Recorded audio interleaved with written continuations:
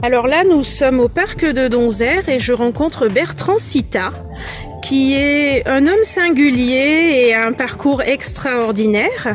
Et nous allons faire connaissance aujourd'hui avec Bertrand, qui va nous parler de son parcours. Alors Bertrand, pouvez-vous nous dire qui vous êtes? D'accord, écoutez, je m'appelle Bertrand Cita, j'ai 58 ans.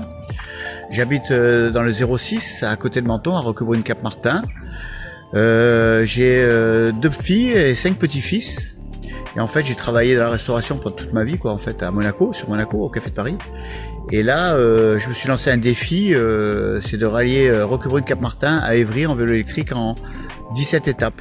Alors là, vous faites un parcours d'une très longue distance, vous traversez la France. Oui, je traverse toute la France, tout à fait, toute la France. Je pars de, là, je suis parti donc samedi dernier, le 1er. Et j'arriverai le 20 à Évry, la Couronne, parce que c'est le siège social de l'AFM Téléthon en fait. Alors justement, vous nous parlez de l'AFM Téléthon. Quelle est l'idée de ce projet? Pourquoi vous décidez de prendre votre vélo et de traverser la France? En fait, c'est simple. Ça fait déjà quelques années que j'ai dans la tête ce projet, mais bon, il y avait beaucoup de choses qui n'étaient pas harmonieuses autour de moi, donc je pouvais pas le faire. Et là, j'ai trouvé que c'était le bon moment de le faire. Parce que déjà, je veux le faire pour moi, déjà, mais je veux le faire aussi pour l'AFM Téléthon, je veux le faire pour tous les gens qui sont malades, pour leur faire comprendre que c'est pas parce qu'on est malade qu'on peut rien faire. Moi je faisais beaucoup de sport avant et là j'ai connu le vélo électrique, ça m'a sauvé la vie quoi. Alors en fait là vous êtes en train de nous expliquer, donc vous allez, c'est une façon pour vous de militer en faveur de l'AFM Téléthon, oui. Mais en quoi cette cause vous concerne? Est-ce que vous êtes touché par la maladie? Bien sûr, oui. En fait, oui. Je suis atteint de la myopathie des ceintures depuis 10 ans déjà. Mon papa est atteint depuis 30 ans. Donc je sais dans l'état qu'il est actuellement. Donc évidemment, ça me fait un peu peur. Mais je me dis, bon, justement, en bougeant les choses, en faisant bouger les choses, et essayer de récolter des dons tout le long de mon projet pour faire avancer les recherches, peut-être qu'un jour, ils auront trouvé une façon de me soigner, quoi, en fait. D'accord. Donc l'idée pour vous, ça va être aussi de collecter des dons au fur et à mesure de ce voyage ou dans d'autres contextes, dans d'autres environnements. En fait, oui, voilà, j'ai ouvert des cagnottes sur l'AFM Téléthon directement pour pas avoir de soucis au niveau de l'argent, qu'on me dise quoi que ce soit au niveau de l'argent. Les gens qui mettent l'argent sur la cagnotte, elle reste sur la cagnotte et le 20 quand j'arrive à Paris, elle est directement versée à l'AFM Téléthon puisqu'elle est ouverte directement sur l'AFM Téléthon. D'accord, donc toute personne peut donner. Absolument.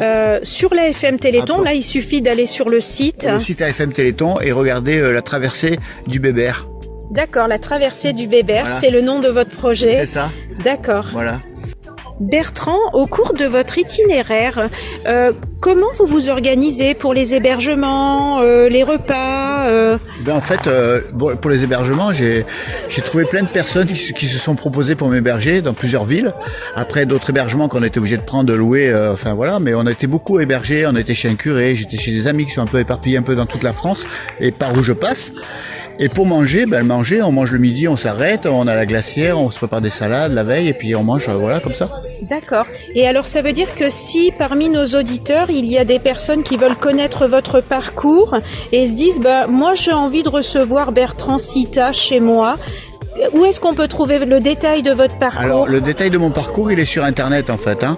J'avais tout posté sur Internet. Maintenant, je peux le remettre pour que s'il y a des gens qui sont intéressés, ils pourront le voir. D'accord. Donc, sur la chaîne, nous, on mettra tous les liens qui concernent votre activité. Et puis, voilà, les personnes qui veulent prendre contact avec vous pourront vous solliciter. Tout à fait. Je serais ravi de rencontrer des belles personnes, en fait. Je fais que ça, rencontrer des belles personnes tout le long de mon parcours. Donc, c'est super. Ça peut être qu'enrichissant. Et alors, comment vous vous sentez aujourd'hui du fait de ce défi? Parce que finalement, ce défi, vous le démarrez il y a quelques jours. Il y a 6 jours. Demain, ça fera une semaine qu'on est parti. Je trouve que par rapport à... Bon, je me suis beaucoup entraîné avant de faire ça. Je ne suis pas parti du jour au lendemain comme ça. Mais par rapport à ma gestion de physique et mentale, pour l'instant, tout va bien. Donc pour l'instant, j'espère que ça va durer comme ça et qu'on ne sera pas plus embêté au niveau physique surtout. Mental, ça va, mais le physique, c'est plus important. Donc je gère bien mon projet, je gère pas trop mal. J'espère que voilà, j'aurai pas trop de pluie, trop de mauvais temps pour m'embêter, mais sinon ça va. Là, vous dites que ça fait une dizaine d'années que vous êtes malade. Il y a une dizaine d'années que vous avez que la maladie a été découverte, c'est 11 ça? ans, 11 ans exactement qu'elle a été découverte. Et 11 ça ans. fait 10 ans que je travaille plus en fait. D'accord. Et de ce fait, avant d'être malade, vous aviez quel type de vie? J'étais actif à fond et j'étais surtout sportif. Je faisais des marathons, des trails de 120 km, des semi-marathons, de la descente VTT. Enfin, j'ai fait plein de choses quoi en fait. Hein. Oui, donc vous faisiez déjà beaucoup de sport. Oui, oui. Donc au-delà on va dire d'un corps, il y a aussi un mental. Ben, en fait, voilà. L'autre fois, j'ai trouvé un collègue à moi qui m'a vu et il m'écoutait parler et me dit, mais ça, c'est le mental des marathoniens. En fait, parce que je disais tout simplement, des fois, le corps, il va pas suivre physiquement, mais mentalement, il va suivre et ça va me permettre de finir l'étape. Même là, en vélo, ça me permettra de finir parce que je sais que si on a le mental est plus fort que le physique, en fait. Dans la tête, c'est sûr et certain, ça. Parce que je suis déjà passé par là, quand je faisais des marathons, ça m'arrivait qu'au 35e kilomètre, je me disais, je vais jamais y arriver, je vais jamais y arriver. Et j'y arrivais parce que ma tête me disait, vas-y, tu vas y arriver. Mais pas le corps, non, il disait non, mais la tête, oui, elle disait oui. Et j'y arrivais au bout. Et ça, ce mental, ça vous paraît applicable pour tous les événements de vie, toutes les choses de vie? Si vous aviez un conseil à donner à des personnes qui vous écoutent aujourd'hui? Ben, en fait, c'est très compliqué, en fait, parce que le mental, on peut pas savoir comment est la personne, en fait, tout le monde n'est pas pareil, on le sait très bien. Mais je pense que ça se travaille. Moi, je vous dis pas que quand je suis tombé malade, j'ai pas été malade, j'ai pas été mal pendant 3 ans, j'étais très mal. Je me suis laissé un peu aller, j'ai fait des bêtises, voilà. Mais après, mon cerveau a pris le dessus et m'a dit, stop, maintenant t'arrêtes, tu recommences comme avant. Mais c'est vrai que c'est pas évident pour tout le monde. Et je veux dire que bon, je fais ce truc aussi pour faire voir aux gens que c'est pas parce qu'on est malade qu'on doit rester dans son canapé à se morfondre et dire je suis malade, je peux rien faire. Je pense même s'ils veulent pas faire du vélo, s'ils veulent faire autre chose, on peut toujours trouver quelque chose qui peut nous faire avancer. Et je pense que ça, alors dans le mental, je pense que ça, c'est le plus fort. D'accord.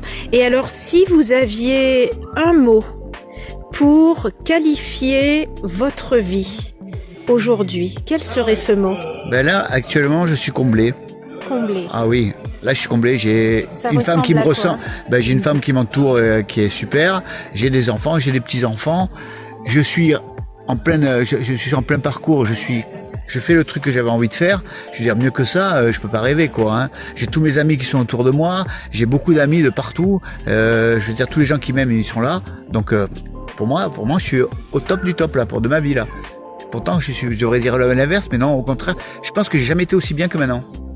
D'accord, donc finalement, la maladie vous aide à exister, à être? Absolument, et à se surpasser même, je dirais. Je dirais même à se surpasser parce que bon, là, je me surpasse quand même un peu, hein, parce que je veux pas dire que c'est toujours facile, mais n'empêche que je me surpasse, mais je suis trop bien et je suis trop heureux là, vraiment trop heureux, vraiment. D'accord. Bah écoutez, c'est une grande joie que de vous rencontrer, Bertrand. C'est un honneur parce que, ben voilà, dans votre vie singulière, vous êtes un homme extraordinaire. Vous êtes un magnifique exemple parce que vous nous montrez que malgré l'adversité, eh bien, on arrive toujours à s'en sortir. Merci à vous. Merci beaucoup à vous et courage à tous ceux qui sont malades. On peut se surpasser, il suffit de vouloir se surpasser. Merci Bertrand. De rien.